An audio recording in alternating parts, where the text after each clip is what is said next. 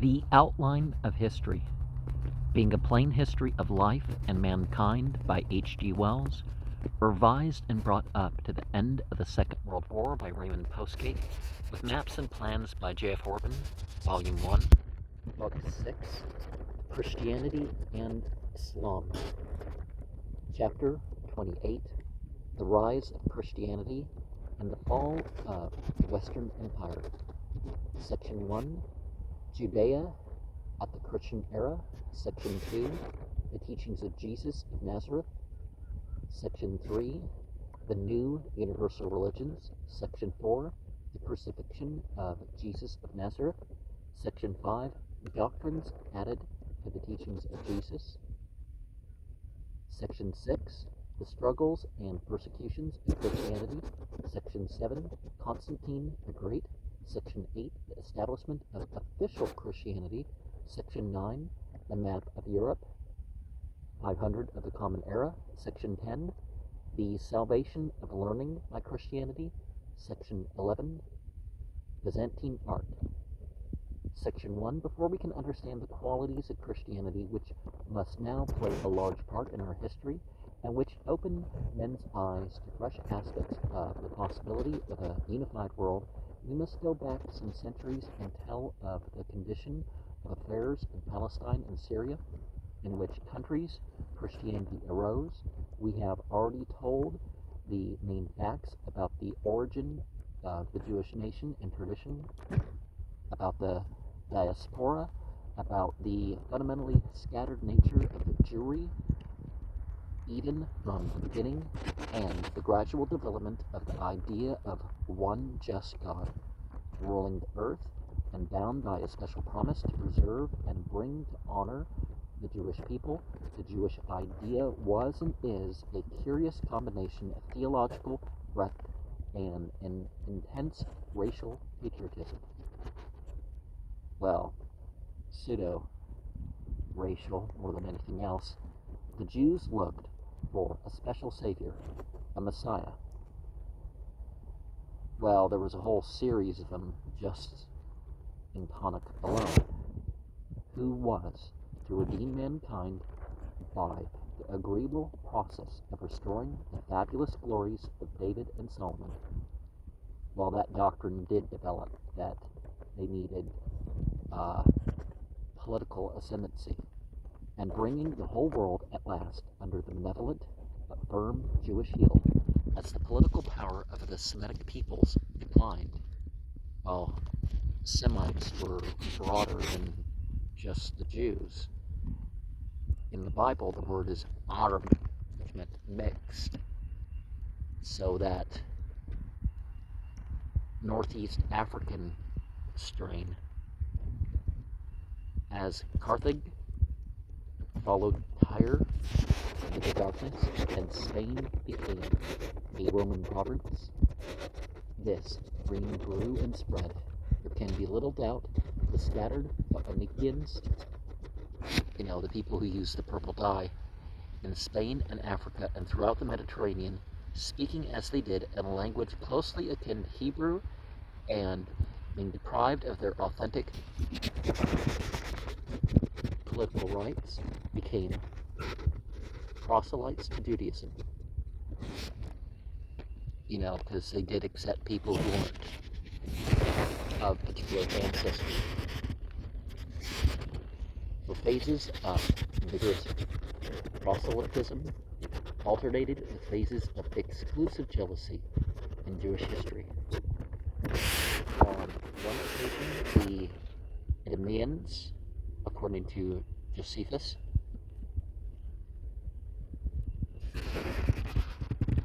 being conquered, were all forcibly made Jews. There were Arab tribes who were Jews in the time of Muhammad, and a Turkish people who were mainly Jews in South Russia in the 9th century. Well, Khazaria was a group of non-Semitic Jews that, it existed before there was the mass conversion, that 90% of the Jews, at least, this day descend from them. The Ashkenazi and the Sephardic, for example, are the main ones. Judaism is indeed the reconstructed political ideal of many shattered peoples, mainly Semitic, because whether actual or projected, that is their idea. It is to the Phoenician tradition and to Aramean accessions in Babylon that the financial and commercial tradition of the Jews is to be ascribed.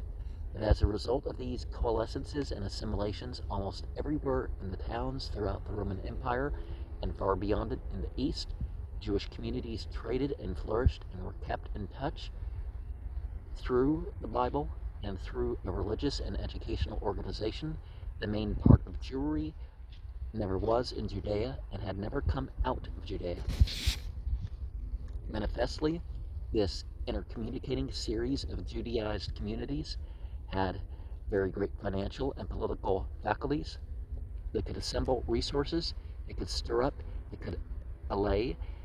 They were neither so abundant nor so civilized as the still more widely diffused Greeks, but they had a tradition of greater solidarity. Greek was hostile to Greek, Jew stood by Jew. Wherever a Jew went, he found men of like mind and like tradition with himself.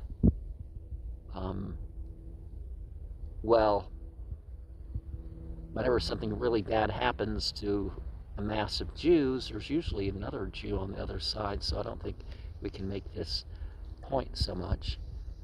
But definitely there was a goal of people, okay, gotta stick by. You could get shelter, food, loans, and legal help. And the reason it is solidarity, rulers had everywhere to take account of this people as a help, as a source of loans, or as a source of trouble. So it is that the Jews have persisted as a people, while Hellenism has become a universal light for mankind. We cannot tell here in detail the history of that smaller part of Jewry that lived in Judea, because that's, in reality, the minority source.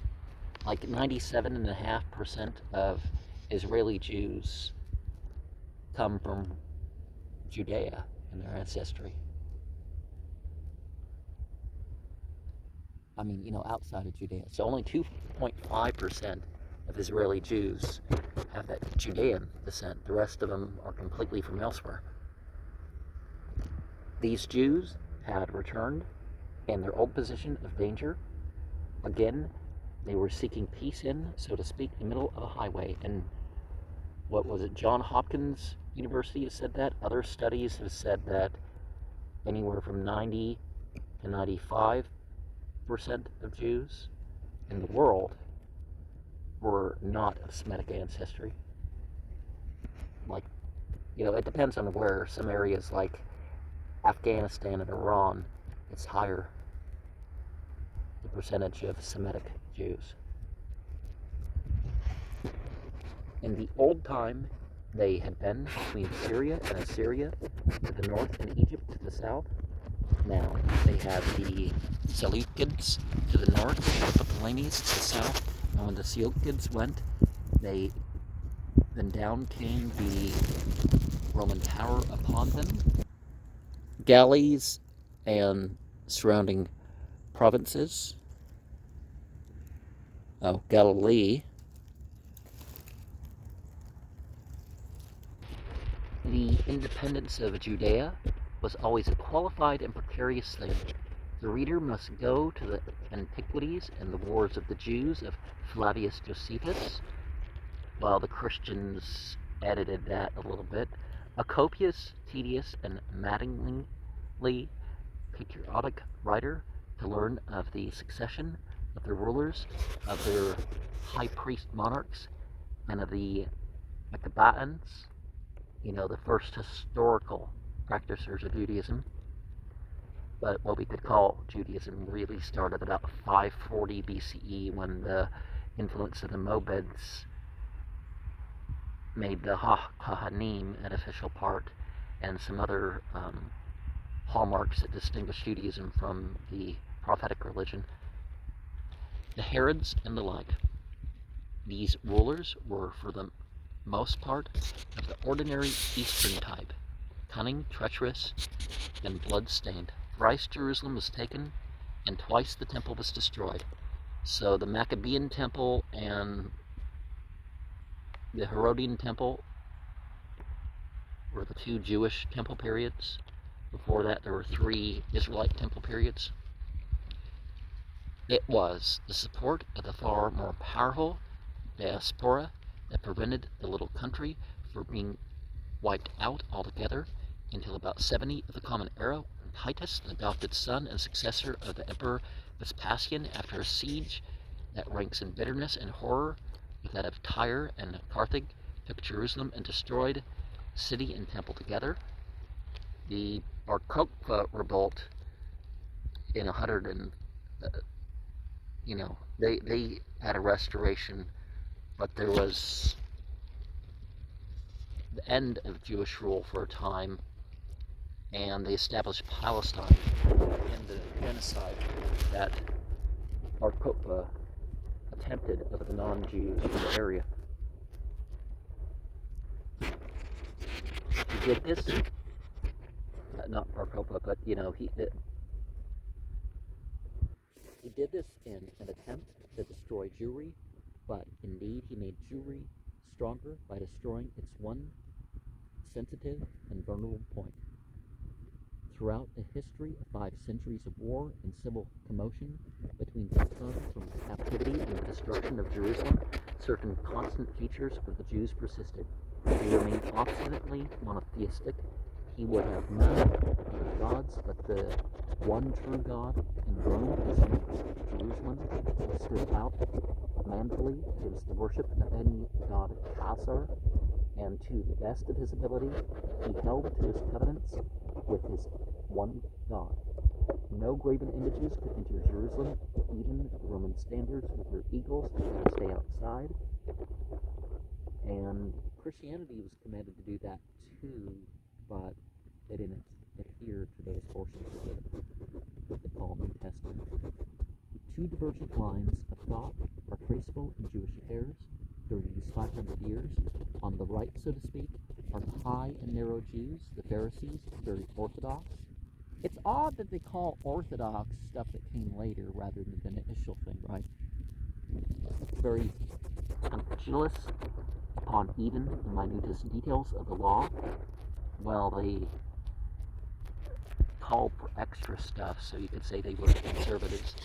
Intensely patriotic and exclusive, Jerusalem on one occasion fell to the Seleucid monarch Antiochus IV because the Jews would not defend it on the Sabbath day when it is forbidden to work, and it was because the Jews made no effort to destroy his siege train on the Sabbath that Pompey the Great was able to take Jerusalem. But against these narrow Jews were pitted broad Jews, the Jews of the left, who were Hellenizers, among whom are to be ranked the Sadducees, who did not believe in immortality.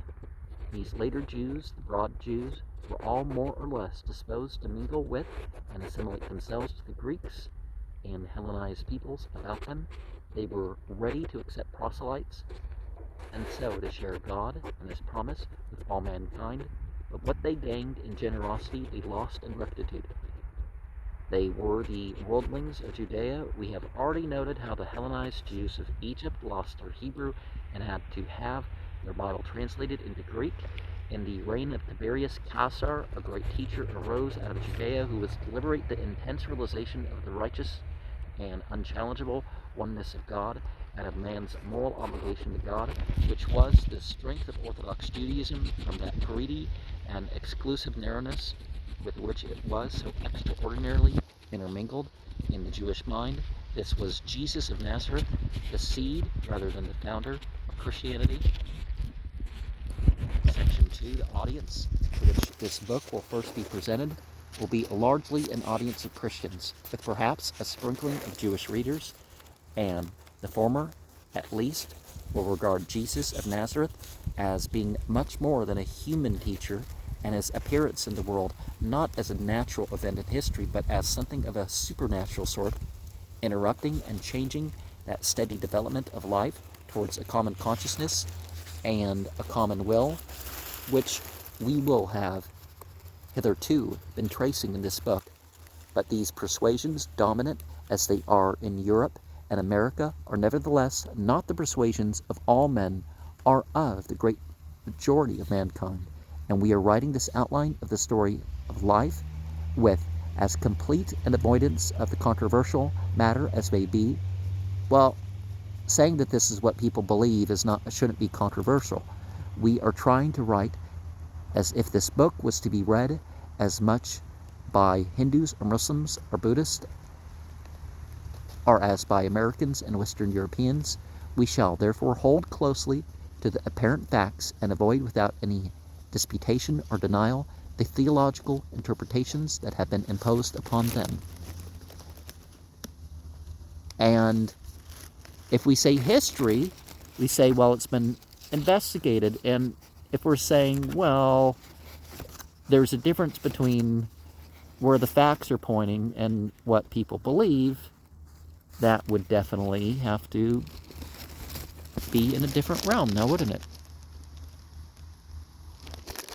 We shall tell what men have believed about Jesus of Nazareth, but him we shall treat as being what he appeared to be, a man, just as a painter must needs paint him as a man. The documents that testify to his acts and teachings we shall treat as ordinary human documents. If the light of divinity shines through our recital, we will neither help nor hinder it. This is what we have already done in the case of Buddha, and what we shall do later with Muhammad. About Jesus, we have to write, not theology, but history. And our concern is not with the spiritual and theological significance of his life, but with its effects upon the political and everyday life of men. Almost our only resources of information about the personality of Jesus are derived from the four Gospels. Well, there's 80 or so others, all of which were certainly in existence a few decades after his death. Well, people believe that, but it's proven that except for John, nothing existed before 120 of what they call the New Testament, except the book of Revelations. And from allusions to his life in the letters, epistles of the early Christian propagandists, the first three Gospels, the Gospels of Matthew, Mark, and Luke, many supposed to be derived from some earlier documents. The Gospel of St. John has a more idiosyncrasy and is colored by theology of a strong Hellenic type. Greeks are disposed to regard the Gospel of St. Mark as being the most trustworthy account of the personality and actual words of Jesus, but all four agree in giving us a picture of a very definite personality. They carry the same conviction of reality that early documents of Buddha do. In spite of miraculous and incredible additions, one is obliged to say, here was a man. This part of the tale could not have been invented. But just as the personality of Gautama Buddha has been distorted and obscured by the stiff, squatting figure, the gilded idol of later Buddhism, so one feels that the lean and strenuous personality of Jesus is much wronged by the unreality and conventionality that a mistaken reverence has imposed upon his figure in modern Christian art. Jesus was a penniless teacher who wandered about the dusty, sun-bit country of Judea, living upon casual gifts of food. Well, it says he was a hand laborer, so he didn't really depend on that. Yet, he is always represented clean, combed, and sleek, in spotless raiment, erect, and with something motionless about him, as though he was gliding through the air. Well, ritual purity you would have expected him to have, but no dirt and fine clothes and all that. No. This alone has made him unreal and incredible to many people who cannot distinguish the core of the story from the ornamental and unwise additions of the unintelligently devout. And it may be that the early parts of the Gospels are accretions of the same nature. The miraculous circumstances of the birth of Jesus, the great star that brought wise men from the east to worship at his manger cradle, the massacre of the male infant children in the region of Bethlehem by Herod as a consequence of these portents. Well, if you're good enough at astrology, you can make it say all sorts of stuff.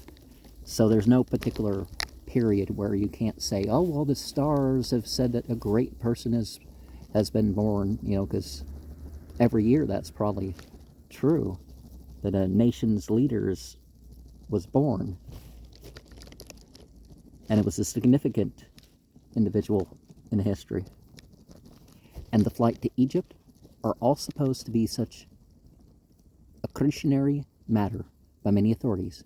At the best, they are events unnecessary to the teaching, and they rob it of much of the strength and power it possesses when we strip it of such accompaniment.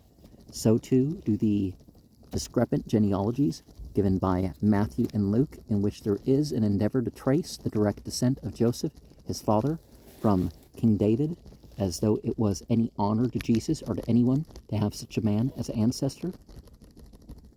Because it's what choices you make, right? Not, oh, I come from a particular ancestry. The insertion of these genealogies is the more peculiar and unreasonable because, according to the legend, Jesus was not the son of Joseph at all, but miraculously conceived. We are left, if we do strip this record of these difficult accessories, with the figure of a being very human, very earnest and passionate, capable of swift anger and teaching a new and simple and profound doctrine, namely the universal, living fatherhood of God and the coming of a kingdom of heaven. He was clearly a person, to use a common phrase, of intense personal magnetism. He attracted followers and filled them with love and courage. Weak and ailing people were heartened and healed by his presence, yet he was probably of a delicate physique because of the swiftness with which he died under the pains of crucifixion. There is a tradition that he fainted when, according to the custom, he was made to bear his cross to the place of execution. When he first appeared as a teacher, he was a man of about 30. He went about the country for 3 years spreading his doctrine, and then he came to Jerusalem and was accused of trying to set up a strange kingdom in Judea. He was tried upon this charge and crucified together with 2 thieves. Long before these 2 were dead, his sufferings were over.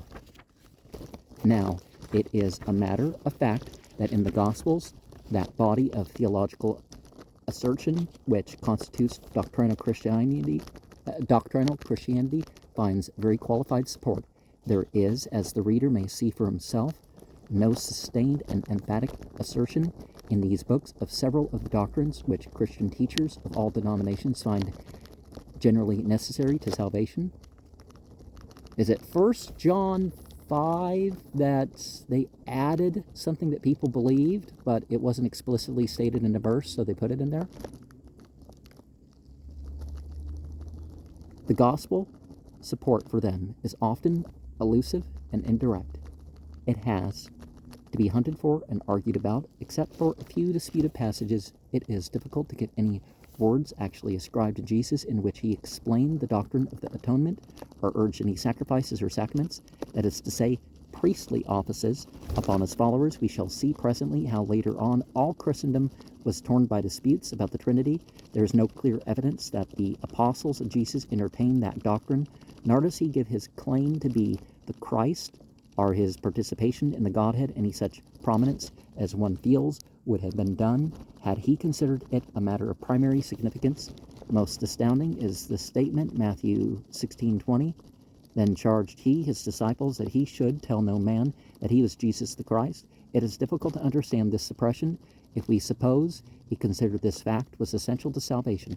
The observance of the Jewish Sabbath, again transferred to the Mithraic Sunday, it is an important feature of many Christian cults, but Jesus deliberately broke the Sabbath. and said that it was made for man. Well, he may have broken traditions, but he didn't actually break the Mosaic law. He said he was going to restore it, and not man for the Sabbath. He did not say a word about the worship of his mother Mary in the guise of Isis, the Queen of Heaven. Much that is most characteristically Christian in worship and usage, he ignored. Skeptical writers have had the temerity to deny that Jesus can be called a Christian at all. Well, the only couple instances where you might say, oh, dude thought he was God or Son of God or something. He's like, oh, no, don't call me good Lord. There's only one good Lord, and that is and that's God. He talks about he doesn't have his own doctrine. He doesn't have, it's not his power. It's the one of who sent him. So he's making himself another prophet. And the other instance is the bit about the guy who calls him Son of God, and it's like, oh, dude needs an exorcism. So maybe he thought he meant it in a Hebrew way, right? For light upon these extraordinary gaps in his teaching, each reader must go to his own religious guides. Here we are bound to mention these gaps on account of the difficulties and controversies that arose out of them, and we are equally bound not to enlarge upon them. As remarkable is the enormous prominence given by Jesus to the teaching of what he called the kingdom of heaven, and its comparative insignificance in the procedure and teaching of most of the Christian churches. This doctrine of the kingdom of heaven, which was the main teaching of Jesus and which plays so small a part in the Christian creeds, is certainly one of the most revolutionary doctrines that ever stirred and changed human thought. It is small wonder if the world of that time failed to grasp its full significance and recoiled in dismay from even a half apprehension of its tremendous challenges to the established habits and institutions of mankind.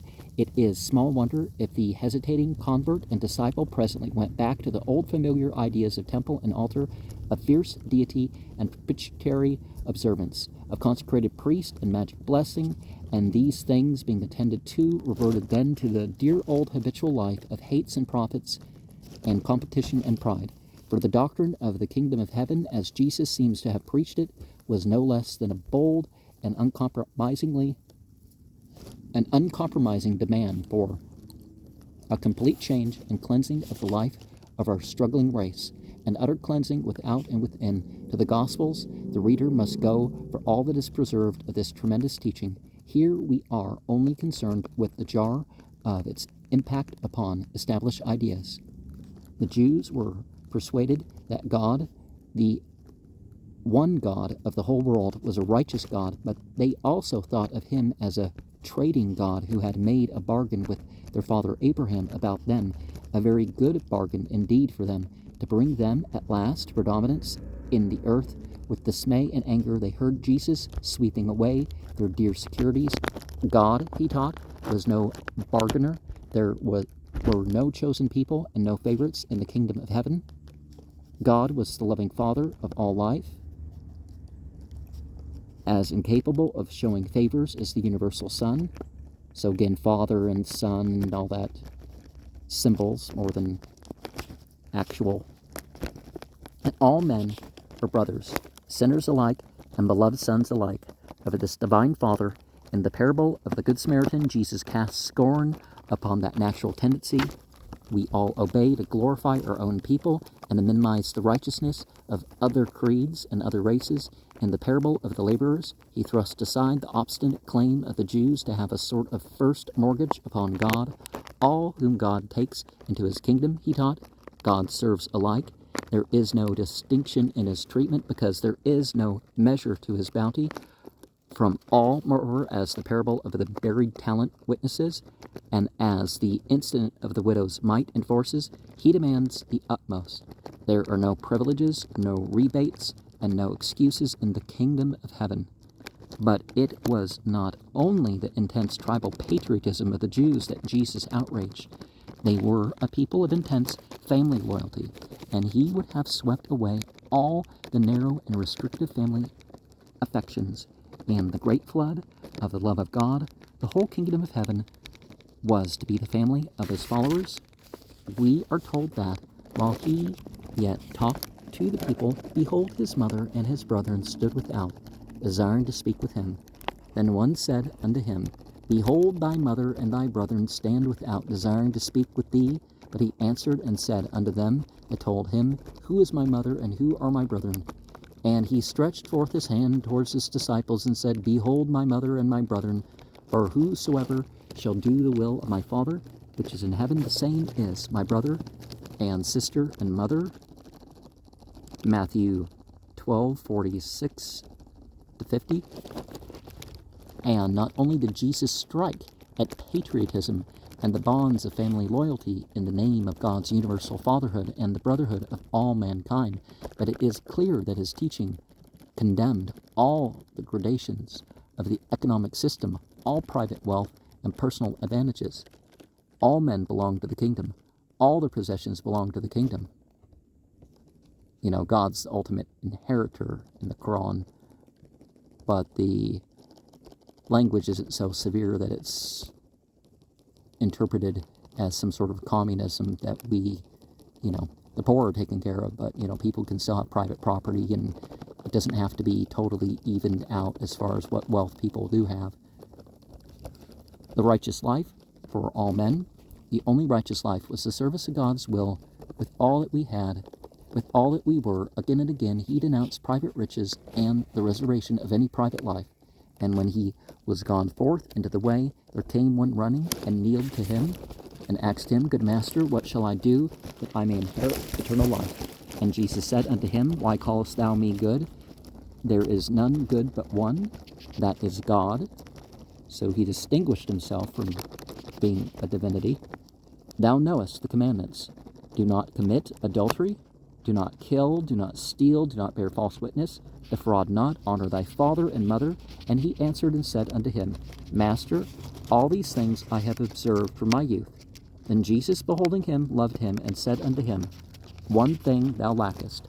Go thy way, sell whatsoever thou hast, and give to the poor, and thou shalt have treasure in heaven. And come, take up the cross, and follow me.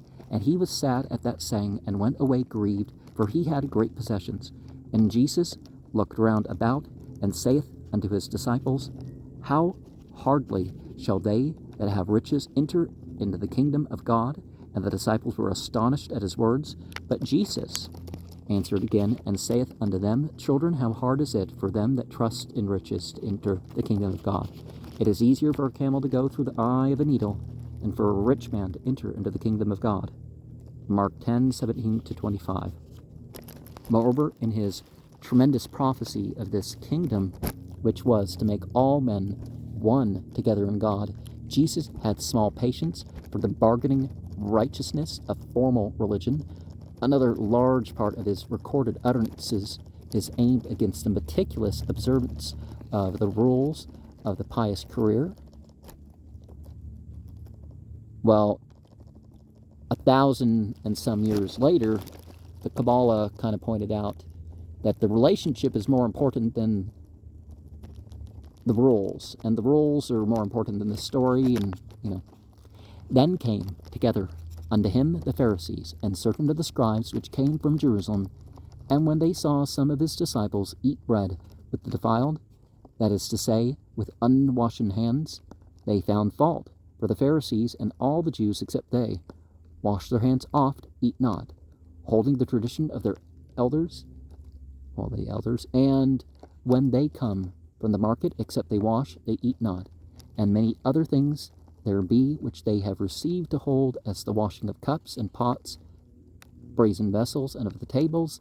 And the Pharisees and the scribes asked him, Why walk not thy disciples according to the tradition of the elders, but eat bread with unwashen hands? He answered and said unto them, Well hath Isaiah prophesied of you hypocrites, as it is written,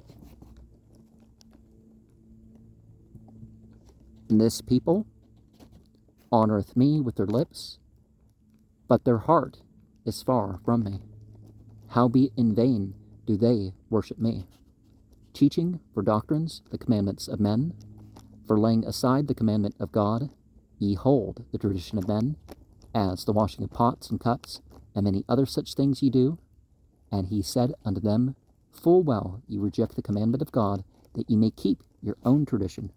Mark 7, 1-9. So he's not talking against the law that came through Moses. He's talking about what now we would refer to as the Mishnah, or Gemara, or the Talmud, or the Halakha. So too we may note, well, Chalukah, right? So too we may note a score of places in which he flouted that darling virtue of the formalist, the observance of the Sabbath. It was not merely a moral and social revolution that Jesus proclaimed. It is clear from a score of indications that his teaching had a political bent of the plainest sort. It is true that he said his kingdom was not of this world, that it was in the hearts of men and not upon the throne. But it is equally clear that wherever and in what measure his kingdom was set up in the hearts of men, the outer world would be in that measure revolutionized and made new. So it's not the forms, but, certainly affects those forms, right? Whatever else the deafness and blindness of his hearers may have missed in his utterances, it is plain that they did not miss his resolve to revolutionize the world. Some of the questions that were brought to Jesus and the answers he gave enable us to guess at the drift of much of his unrecorded teaching. The directness of his political attack is manifested by such an incident as that of the coin. And they sent unto him certain of the Pharisees and of the Herodians to catch him in his words. And when they were come, they say unto him, Master, we know that thou art true, and carest for no man, for thou regardest not the person of men, but teachest the way of God in truth. Is it lawful to give tribute to Caesar or not? Shall we give or shall we not give? But he, knowing their hypocrisy, said unto them, Why tempt ye me? Bring me a penny, that I may see it. And they brought it, and he saith unto them, Whose is this image and superinscription? And they said unto him, Caesar's. And Jesus answering said unto them, Render unto Caesar the things which are Caesar's, and unto God the things that are God's. Mark 12, 13-17. Which, in view of all else that he had taught, left very little of a man or his possessions for Caesar. The whole tenor of the opposition to him and the circumstances of his trial and execution show clearly that to his contemporaries he seemed to propose plainly, and did propose plainly, to change and fuse and enlarge all human life, but even his disciples did not grasp the profound and comprehensive significance of that proposal. They were ridden by the old Jewish dream of a king, a Messiah to overthrow the Hellenized Herods and the Roman overlord. While Cyrus the Great was one of the biblical messiahs, so Cyrus the Great probably matched that more than anybody else, even David and Solomon, and restore the fabled glories of David. They disregarded the substance of his teaching, plain and direct though it was. Evidently, they thought it was merely his mysterious and singular way of setting about the adventure that would at last put him on the throne of Jerusalem. They thought he was just another king among the endless succession of kings, but of a quasi-magic kind, and making quasi-magic professions of an impossible virtue. And by magic, we don't mean, people performing tricks, although people thought that about the miracles, right? But Jesus wasn't exactly the person known for the most miracles. That's just how it's sold to us. None of the miracles that Jesus is said to have done are foreign to the traditions about the ancient Israelites. And James and John, the sons of Zebedee, come unto him, saying, Master, we would that thou shouldest do for us whatsoever we shall desire. And he said unto them, What would ye that I should do for you? They said unto him, Grant unto us that we may sit, one on thy right hand, and the other on thy left hand, in thy glory. But Jesus said unto them, Ye know not what ye ask.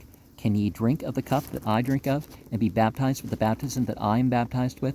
And they said unto him, We can. And Jesus said unto them, We shall indeed drink of the cup that I drink of, and with the baptism that I am baptized withal shall ye be baptized. But to sit on my right hand and on my left hand is not mine to give, but it shall be given to them for whom it is prepared. And when the 10 heard it, they began to be much displeased with James and John. Remember, there's no J names in any of the languages the Bible texts were originally written in. But Jesus called them to him, and saith unto them, Ye know that they which are accounted to rule over the Gentiles exercise lordship over them, and their great ones exercise authority upon them, but so shall it not be among you. But whosoever will be the great among you shall be your minister, and whosoever of you will be the chiefest shall be servant of all. For even the Son of Man came not to be ministered unto, but to minister and to give his life a ransom for many. Verses 35 to 45. This was cold comfort for those who looked for a due reward for their services and hardships in his train. They could not believe this hardened doctrine of a kingdom of service, which was its own exceeding great reward, thus destroying the gospel prosperity before it even appeared, even after his death upon the cross, which is the weakest part of the Bible if you look at it. It's going to be 3 days, it's not 3 days, and other issues, contradictions and all sorts of stuff along the way. They could still, after their first dismay, revert to the belief that he was nevertheless in the vein of the ancient world of pomps and privileges, that presently by some amazing miracle he would become undead again and return and set up his throne with much splendor and graciousness in Jerusalem. They thought his life was a stratagem and his death a trick. He was too great for his disciples, and in view of what he plainly said, is it any wonder that all who were rich and prosperous felt a horror of such strange things, a swimming of their world at his teaching? Perhaps the priests and the rulers and the rich men understood him better than his followers, because he was making everybody into priests and priestesses who wanted to be. Certainly some people knew more and they'd be more fit to rule, but, he was taking away, he was giving power from them and giving it back to the people. He was dragging out all the little private reservations they had made from social service into the light of a universal religious life. He was like some terrible moral huntsman, digging mankind out of the snug burrows in which they had lived hitherto. In the white blaze of this kingdom of his, there was to be no property, no privilege, no pride, no precedence, no motive indeed, and no reward but love. Is it any wonder that men were dazzled and blinded and cried out against him?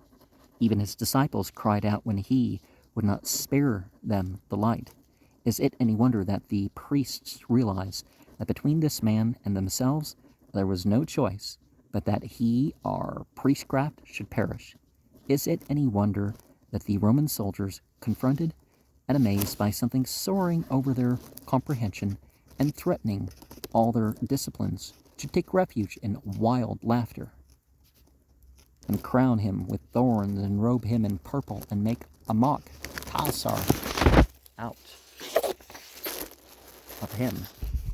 For to take him seriously was to enter upon a strange and alarming life, to abandon habits, to control instincts and impulses, to essay an incredible happiness. Is it any wonder that to this day this Galilean is too much for our small hearts? Section 3. Yet be it noted that while there was much in the real teachings of Jesus that a rich man, or a priest, or a trader, or an imperial official, or any ordinary respectable citizen could not accept without the most revolutionary changes in his way of living, yet there was nothing that a follower of the actual teaching of Gautama Sakya might not receive very readily, nothing to prevent a primitive Buddhist from being also a Nazarene, and nothing to prevent a personal disciple of Jesus from accepting all the recorded teachings of Buddha. Again, consider the tone of this extract from the writings of a Chinaman, Mo Te, who lived somewhere in the 4th century BCE, when the doctrines of Confucius and of Lao Tse prevailed in China. Before the advent of Buddhism to that country, note how Nazarene it is. The mutual attacks of state on state, the mutual usurpations of family on family, the mutual robberies of man on man, the want of kindness on the part of the sovereign and of loyalty on the part of the minister, the want of tenderness and filial duty between father and son, these, and such as these, are the things injurious to the empire. All this has arisen from want of mutual love. If but that one virtue could be made universal, the princes, loving one another, would have had no battlefields, the chiefs of families would attempt no usurpations, men would commit no robberies, rulers and ministers would be gracious and loyal, fathers and sons would be kind and filial, brothers would be harmonious and easily reconciled, men in general, loving one another, the strong would not make prey of the weak, the many would not plunder the few, the rich would not insult the poor, the noble would not be insolent to the mean, and the deceitful would not impose upon the simple. Here's the Ancient History of China, chapter 8. This is extraordinary, like the teaching of Jesus of Nazareth. Cast into political terms, the thoughts of Mo Te came close to the kingdom of heaven. This essential identity is the most important historical aspect of these great world religions.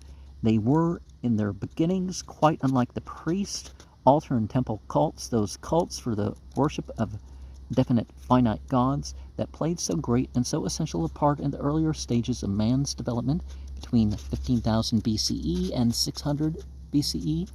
These new world religions from 600 BCE onward were essentially religions of the heart and of the universal sky. They swept away all those various and limited gods that had served the turn of human needs since the first communities were welded together by fear and hope, and presently, when we come to Islam, we shall find that for a third time the same fundamental new doctrine of the need of a universal devotion of all men to one will reappears. Warned by the experiences of Christianity, Muhammad was very emphatic in insisting that he himself was merely a man, and so saved his teaching from much corruption and misrepresentation.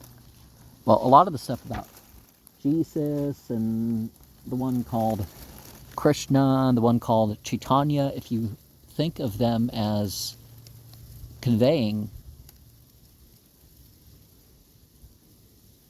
either the divine word or the tradition that they were a part of, then you find, wait, they meant to be quoting God. They were talking about God, not themselves. So, so when Muhammad quotes Revelation, it's understood a little different now, isn't it? We speak of these great religions of mankind which arose between the Persian conquest of Babylon and the breakup of the Roman Empire as rivals, but it is their defects, their accumulations and excrescences, their differences of language and phrase that cause the rivalry, and it is not to one overcoming the other or to any new variant replacing them that we must look, but to the white truth in each being burnt free from its dross and becoming manifestly the same truth, namely, that the hearts of men and therewith all the lives and institutions of men must be subdued to one common will, ruling them all. St. Paul says, Dien Ing, in one of his outspoken essays, understood what most Christians never realized, namely, that the gospel of Christ is not a religion, but religion itself in its most universal and deepest significance. And though much has been written foolishly about the antagonism of science and religion, there is indeed no such antagonism. What all these world religions declare by inspiration and insight, history as it grows clearer and science as its range extends, display as a reasonable and demonstrable fact that men form one universal brotherhood and that they spring from one common origin, that their individual lives, their nations and races interbreed and blend, and go on to merge again at last in one common human destiny upon this little planet amidst the stars.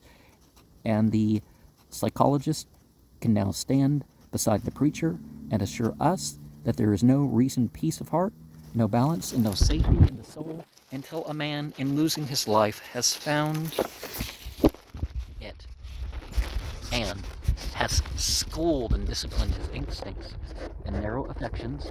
The history of our race and personal religious experience run so closely parallel as to seem to a modern observer almost the same thing. Both tell of a being at first scattered and blind and utterly confused, feeling its way slowly to the serenity and salvation of an ordered and coherent purpose that, in the simplest, is the outline of history, whether one have a religious purpose or disavow a religious purpose altogether. The lines of the outline remain the same. Section 4.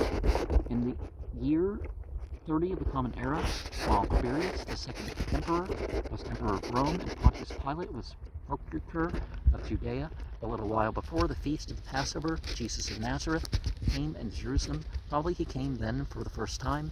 Hitherto he had been preaching chiefly in Galilee, and for the most part round and about the town of Capernaum. In Capernaum he had preached in the synagogue. His entry into Jerusalem was a pacific triumph. He had gathered a great following in Galilee, and had sometimes to preach from a boat upon the lake of Galilee because of the pressure of the crowd upon the shore, and his fame had spread before him to the capital. Great crowds came out to greet him. It is clear they did not understand the drift of his teaching, and that they shared the general persuasion that by some magic of righteousness he was going to overthrow the established order. He rode into the city upon the foal of a donkey that had been borrowed by his disciples, or perhaps rented. The crowd accompanied him with cries of triumph and shouts of Hosanna, a word of rejoicing. He went to the temple. Its outer courts were cumbered with the tables of money changers, with the stalls of those who sold doves to be liberated by pious visitors to the temple. These traders, with the D, upon religion, he and his followers cast out, overturning the tables. Well, you could say they were traitors too. It was almost his only act of positive rule. And back in the day, that could have got you killed by both the Jewish authorities and the Romans.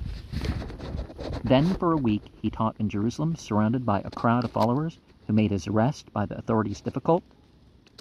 That's not what Pontius Pilate would have done. Pontius Pilate would have massacred the crowd to get one rebel, because obviously the crowd supporting him is backing such acts, right? Then officialdom gathered itself together against this astonishing intruder. One of his disciples, Judas, dismayed and disappointed at the apparent ineffectiveness of this capture of Jerusalem, went to the Jewish priests to give them his advice and help in the arrest of Jesus. For this service he was rewarded with 30 pieces of silver. The high priest and the Jews generally had many reasons for dismay at this gentle insurrection that was filling the streets with excited crowds. For example, the Romans might understand it or use it as an occasion to do some mischief to the whole Jewish people. Accordingly, the high priest, Caiaphas, in his anxiety to show his loyalty to the Roman overlord, was the leader in the proceedings against this unarmed Messiah, and the priests and the Orthodox mob of Jerusalem were the chief accusers of Jesus. How he was arrested in the Garden of Gethsemane, how he was tried and sentenced by Pontius Pilate, the Roman procurator, how he was scourged and mocked by the Roman soldiers and crucified upon the hill called Golgotha, is told with unsurpassable dignity in the Gospels. The revolution collapsed utterly. The disciples of Jesus with one accord deserted him, and Peter, being taxed as one of them, said, "I know not the man." This was not the end they had anticipated in the great coming to Jerusalem. His last hours of aching pain and thirst upon the cross were watched only by a few women and near friends. Towards the end of the long day of suffering, this abandoned leader roused himself to one supreme effort, cried out with a loud voice, my God, why hast thou forsaken me?" Now, might have actually been, my God, why have you forgiven me?" But the saying that we have here is a statement of someone who's not even a believer, let alone the leader of the believers. At least not in that moment. And leaving these words to echo down the ages, a perpetual riddle to the faithful died. It was inevitable that simple believers should have tried to enhance the stark terrors of this tragedy by foolish stories of physical disturbances similar to those which had been invented to emphasize the conversion of Gautama. Well, he could have had spiritual experiences, but who was it? Mel Gibson? Dude would have died 5 times over. There's no need to stretch out the passion, right? We are told that a great darkness fell upon the earth, and that the veil of the temple was rent in twain. But if indeed these things occurred, they produced not the slightest effect upon the minds of people in Jerusalem at that time. It is difficult to believe nowadays that the order of nature indulged in any such meaningless commandments. Far more tremendous is it to suppose a world apparently indifferent to those 3 crosses in the red evening twilight, and to the little group of perplexed and desolated watchers. The darkness closed upon the hill. The distant city set about its preparations for the Passover. Scarcely anyone but that knot of mourners on the way to their homes troubled whether Jesus of Nazareth was still dying or already dead. The souls of the disciples were plunged for a time into utter darkness. Then presently came a whisper upon them, and stories, rather discrepant stories, that the body of Jesus was not in the tomb in which it had been placed, and that first one and then another had seen him alive. Soon they were consoling themselves with the conviction that he had arisen from the dead, that he had shown himself to many, and had ascended visibly into heaven. Witnesses were found to declare that they had positively seen him go up. Visibly in his body, he had gone through the Bible, through the blue to God. And the blue could represent the mother birth too. Soon they had convinced themselves that he would presently come again in power and glory to judge all mankind.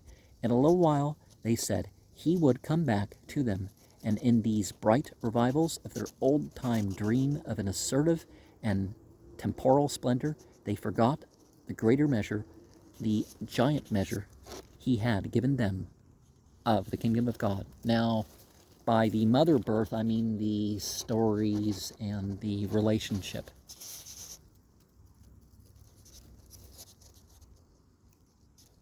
So, the subjective. But they miss the objective through that. Section 5. The story of the early beginnings of Christianity is the story of the struggle between the real teachings and the spirit of Jesus of Nazareth, and the limitations, amplifications, and misunderstandings of the very inferior men who had loved and followed him from Galilee, and who were now the bearers and custodians of his message to mankind. The Gospels and the Acts of the Apostles present a patched and uneven record, but there can be little question on the whole, it is a quite honest record of those early days. So they did record what people believed in the 2nd century of the Common Era. The early Nazarenes, as the followers of Jesus were called, present from the first a spectacle of a great confusion between these 2 strands, his teaching on the one hand, and the glosses and the interpretations of the disciples on the other. They continued for a time his disciples of the complete subjugation of self. They had their goods in common. They had no bond but love. Nevertheless, they built their faith upon the stories that were told of his resurrection and magical ascension, and the promised return, few of them understood that the renunciation of self is its own reward, that it is itself the kingdom of heaven. They regarded it as a sacrifice that entitled them to the compensation of power and dominion.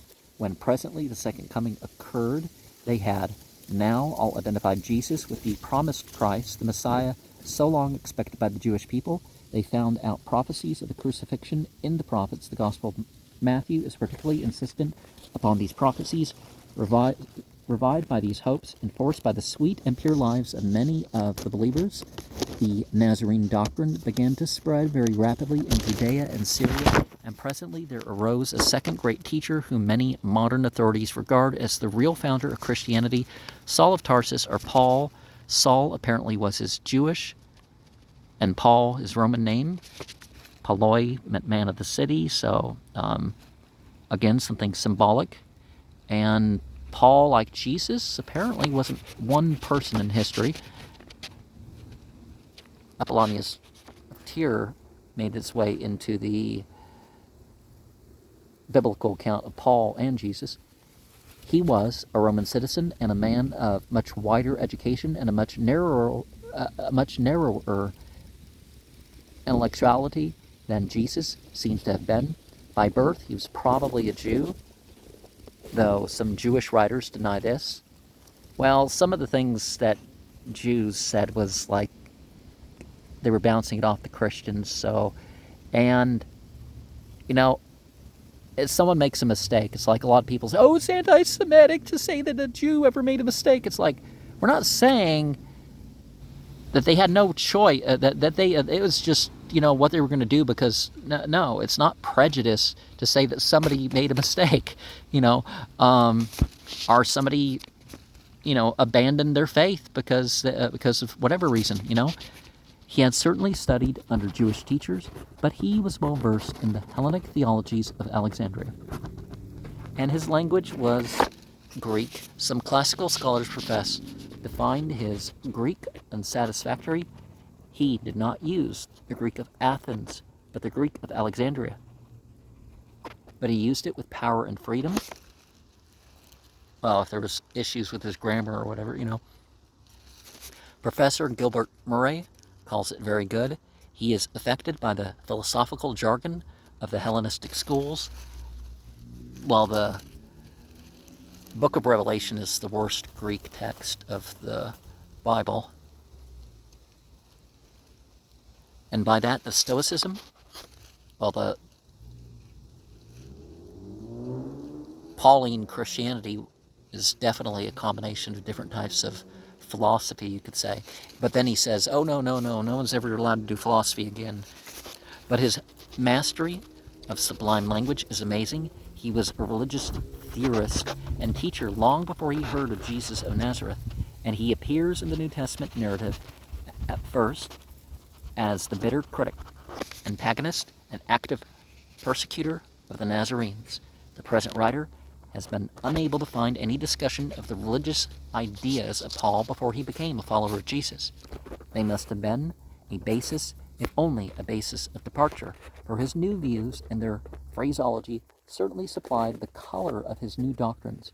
We are almost equally in the dark as to the teachings of Gamaliel, who is named as the Jewish teacher at whose feet he sat, nor do we know what Gentile teachings had reached them. Gentiles and somebody who turned their back on God, or is a polytheist, or some other thing, other than just, oh, well, they're not a Jew. That's not what a Gentile means. It may be used, goy may be used at that time, in that sense, but it is highly probable that he had been influenced by Mithraism. He uses phrases curiously like Mithraistic phrases. What will be clear to anyone who reads his various epistles side by side with the Gospels is that his mind was saturated by an idea which does not appear at all predominantly in the reported sayings and teachings of Jesus. Well, Christianity technically is a type of Mithraism.